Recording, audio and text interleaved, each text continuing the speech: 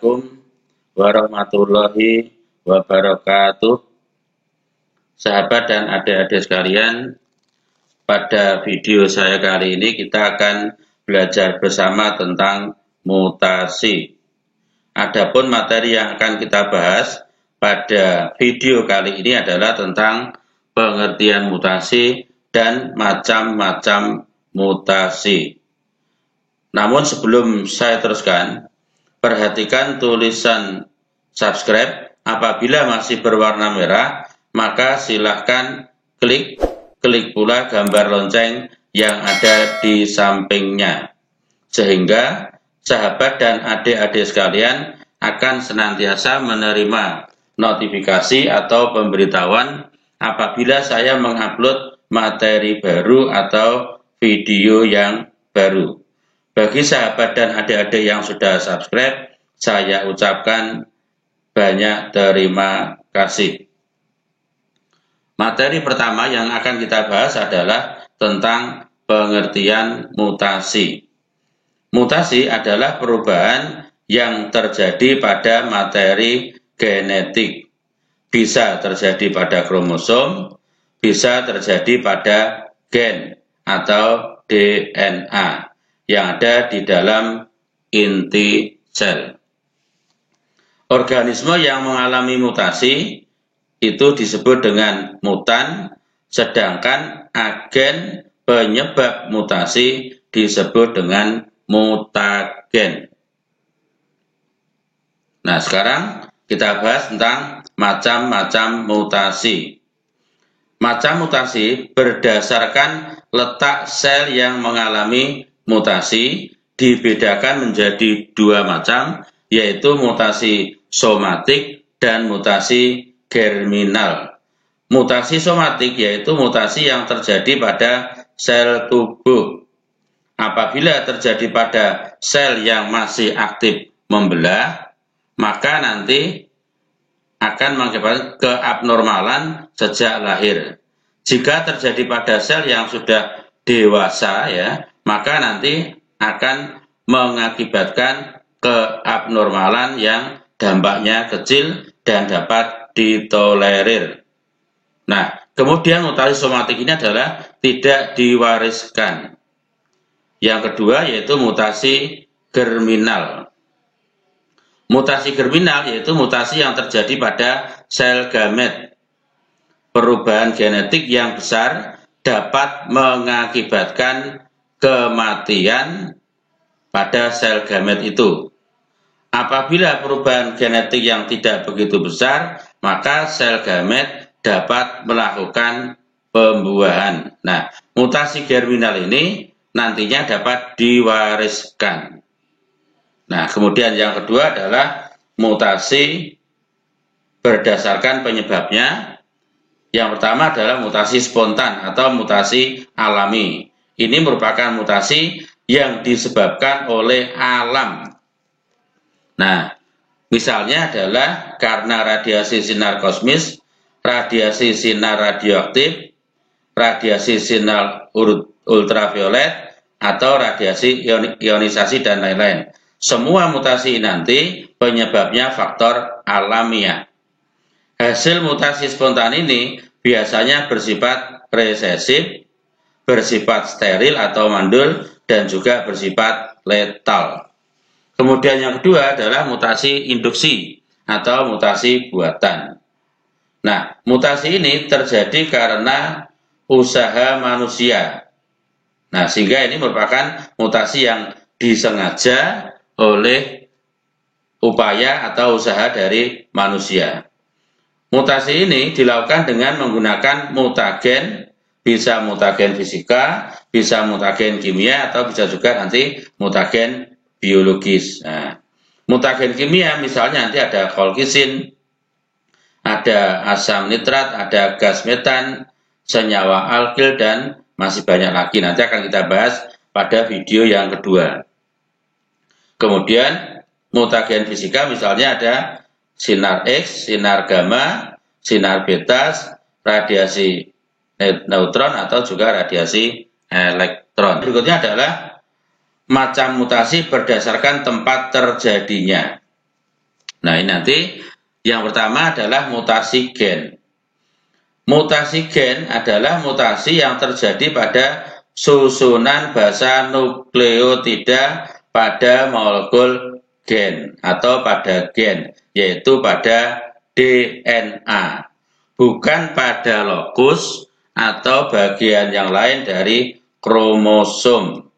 Nah, mutasi gen ini nanti dibagi menjadi beberapa macam. Ada delesi, ada insersi, ada substitusi basa nitrogen. Nah, kita lihat nanti. Nah, ini macam-macam mutasi gen. Ada yang disebut dengan mutasi diam. Nah, ini mutasi diam. Kemudian berikutnya adalah mutasi salah arti, ya kan? Kemudian juga ada yang namanya mutasi tanpa arti. Nah, ini adalah macam-macam dari mutasi gen. Mutasi kromosom yaitu disebut juga dengan istilah aberasi, yaitu mutasi atau perubahan yang terjadi pada struktur kromosom, bisa juga pada jumlah kromosom. Nah, ini macamnya nanti ada delesi. Nah, delesi itu sesuai dengan namanya, del yaitu pengurangan jumlah kromosom. Jadi ini berkurang seperti ini. Diperhatikan, ini aslinya seperti ini ya. Kemudian ini putus sehingga jadinya seperti ini. Ini delesi. Kemudian duplikasi, ini penggandaan.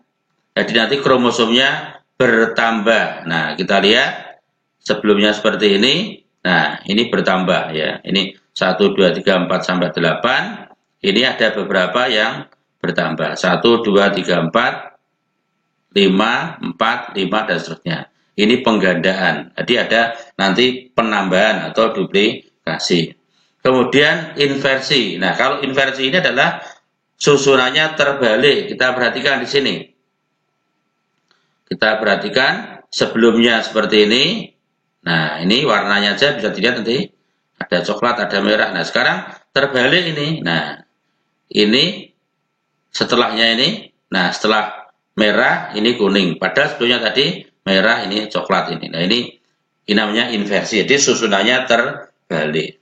Kemudian yang berikutnya adalah translokasi. Ini penambahan jumlah kromosom pada kromosom yang non-homolog.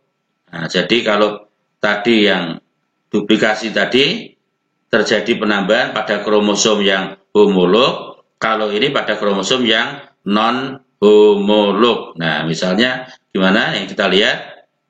Ini ya 1, 2, 3, 4, 5, 6, 7. Nah, yang sampingnya di sini. Ini perhatikan, kalau ini angka, di sini huruf. Nah, karena ini berbeda, maka disebut non-homolog. Nah, kita lihat ini ada penambahan, jadi ini ada berkurang, nanti di sini bertambah di sini. Nah, ini perhatikan, nanti setelahnya di sini 1, 2, 3, 4, 5, 6, 7 ada penambahan. Nah, ini ya kan, ada penambahan di sini nih.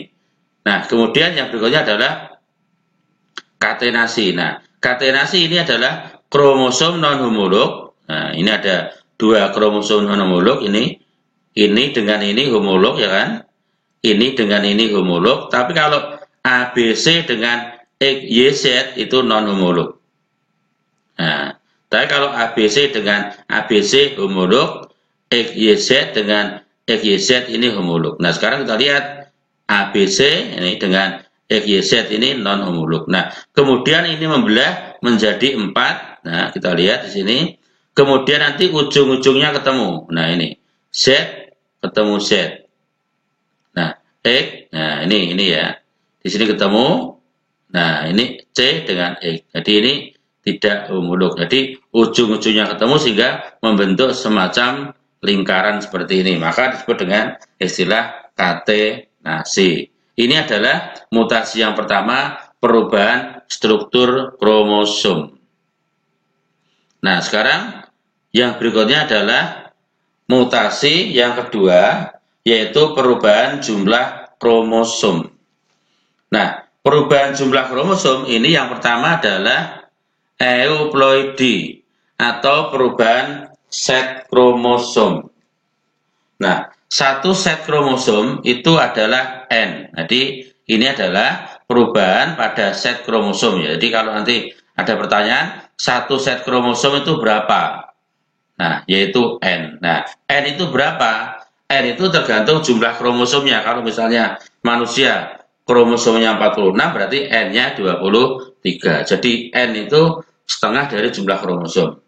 Kalau lalat buah misalnya ya, jumlah kromosomnya 8, berarti N-nya itu adalah 4. Jadi separuhnya. Nah, oleh karena itu nanti di sini berdasarkan jumlah set kromosomnya, euploid ini dibedakan menjadi monoploid N, ya kan? Diploid 2N, triploid 3N, tetraploid 4N. Jadi nanti kalau misalnya terjadi euploidi itu misalnya dari N menjadi 2N atau 2N menjadi 4N. Jadi penambahannya itu bisa satu set kromosom atau bisa lebih. Nah, contohnya adalah misalnya terdapat pada semangka tanpa biji.